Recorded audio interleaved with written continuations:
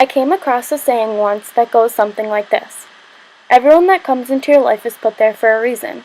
They all leave fingerprints on your heart that together make up who you are as a person. In the case of my mother, I would go as far as to say that she left her whole handprint on my heart. She was my hero, my best friend, and everything I want to be when I grow up. I couldn't possibly admire anyone else more.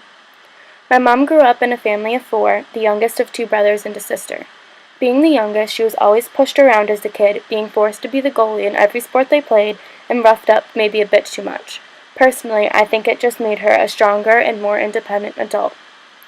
She moved around a bit, but ended up settling back down in the town she grew up in, raising me only a few minutes down the road from my grandparents. Being a single mom, my grandparents helped out a lot when I was younger, so being close to them was extremely helpful. Since I was a little girl, everyone has told me how much I look like my mom. She used to try and tell me she adopted me from the monkeys at the zoo, and for just a minute, I almost believed her. But with our blonde hair, same eyes, same nose, and almost identical personality, even strangers would know she was my mom. As far back as I can remember, my mom and I have been inseparable. My parents got divorced when I was young, so in a sense, it has always been us against the world. It has just brought us that much closer. I wouldn't trade our relationship for anything else in the world. What I have with my mom is unique because it has always been just the 2 of us, and for that, I know we will always share a special bond. She took on being a single mom in stride, always doing everything she could to support me and make sure I had the best in life. She never let me, even for a second, think that I was disadvantaged or someone to feel bad for because I grew up in a single-parent home. She works in accounting at a company that makes software for hospitals. She works so hard and puts her all into it that she now holds a manager position and is very important to her company. She has taken maybe 2 sick days in the past 5 years and is constantly bringing home work if it doesn't get finished in the office.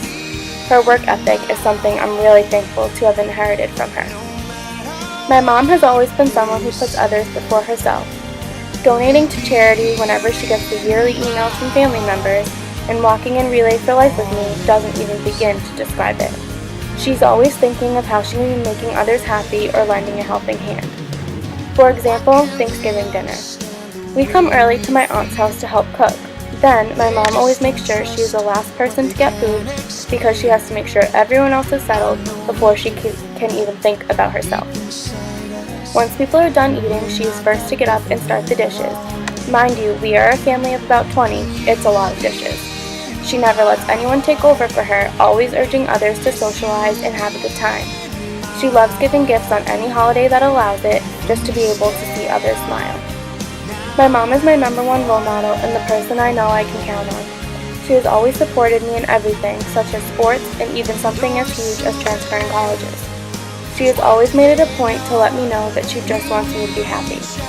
I know I can come to her with anything that is bothering me, and she will be there to listen to me vent or be my shoulder to cry on. On my 18th birthday, my mom and I got matching tattoos because we are so close. They are forget-me-not flowers, so that no matter how far away from each other we might get, we will always be in each other's hearts and know that our bond can never be broken. There are many other things my mom and I have in common that keep us so close. We both love the warm weather and going to the beach. We make a habit of going at least once a week during the summer. If it wasn't for my school and her work, I don't think she would hesitate to move down south. We love random spur-of-the-moment road trips and mini getaways for the weekend or a few days. We both love to cook and bake, and we of course share a love for shopping. 7 years ago, my mom finally caved and bought me the puppy I've been begging for my whole life. With Molly, we made yet another connection. We take her for walks and hikes together just to spend quality time with each other. Now that I'm at school, I think she's closer to Molly than I am, and I'd be lying if I wasn't at least a little bit jealous. Being only an hour away from home makes it easy to come home on a weekend if I miss her, or sometimes she'll come up to see me to take me to dinner, and of course I know she's only a phone call away.